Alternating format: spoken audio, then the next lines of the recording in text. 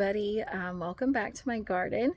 I'm just going to give you a quick walkthrough today of what we've come up with the septic people, what the plan's going to be, and what's staying and what's going, because there is going to be a plan involved, but not everything is staying. So here we go. So, what they're basically going to do is replace all of our septic lines, which means this whole fence panel here is going to be removed, and I'm going to have to remove this tree and this butterfly bush. The plan is for me to rescue all of these plants, because obviously I'm not losing these plants. I just installed them less than a year ago.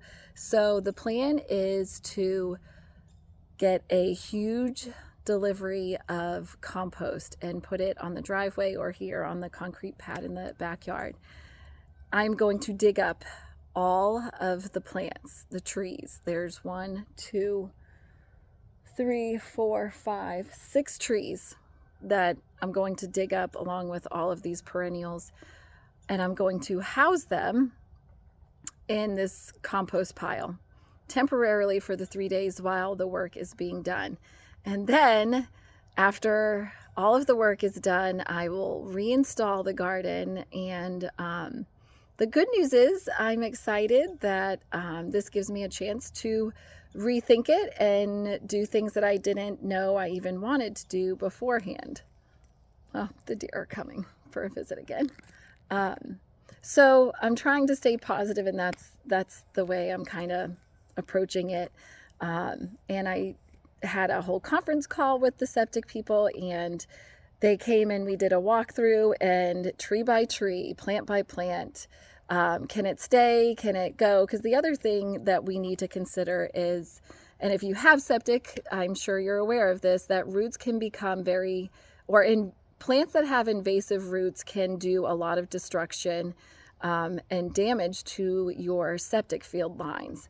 And I'm going to do an entire series or an entire video on that, things that homeowners with septic systems need to keep in mind, because it is a consideration. And oftentimes, if you didn't see the installation of where your lines are and how deep they are, it really is a guessing game, and there's some do's and don'ts. So I'm gonna definitely do a video about that, but that's not what this one is for. This one is game plan. So the game plan, like I said, get a huge delivery of compost, dig up all of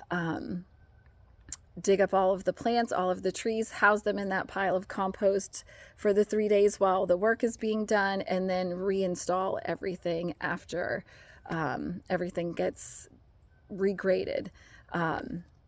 So here happening, like I said, this will have to go. This whole fence panel is going to be removed, and our septic tank is over here, and they're going to run lines up the hill and then bury them starting right against the fence. They're going to dig lines all the way down. It's sunset, so it's beautiful time. But then we came to this tree, and this was, if you recall, this is one of the original trees.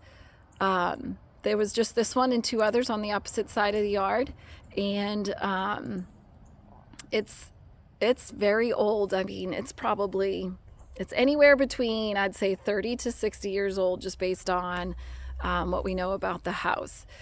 And, you know, I'm not super attached to it because, as you can see, during the winter, we have this beautiful sunset view. And what's the wonderful thing about where we live and why we made this huge change in our life is what you can probably see through these 2 fences, but that is a lake. We live on the lake. So in the winter, we have a beautiful sunset view, and that's why anything that I've planted along the fence here have been trees that are deciduous. So In the summer, we can't see that view, and so it doesn't matter. We like the privacy, but in the winter we do want to see it. But this tree gets in the way of that. In the summer, it's not a big deal, but in the winter, when we're up on the deck, you know, it does block a portion of it, of our view. So what we are going to do is let them tear that out, because from where we started back there, everything that you see, every single inch is going to be dug up. We have to have 200 feet of line put in. So we will have the lines go through where that tree is, and it will go along the fence. And when it gets to the fence, it will turn around and it will just zigzag like that, back and forth, back and forth. So this tree is gone, which totally opens everything up and changes the plan of what I have in mind. Garden 2.0 will include an edible landscape part. You know, will include things that we can eat, because this hill gets the best sunlight in the backyard. So that's the plan. Up here, I've asked if we could flatten an area out right about here, so I could put a little throw rug, so to speak, full of brick for the bench.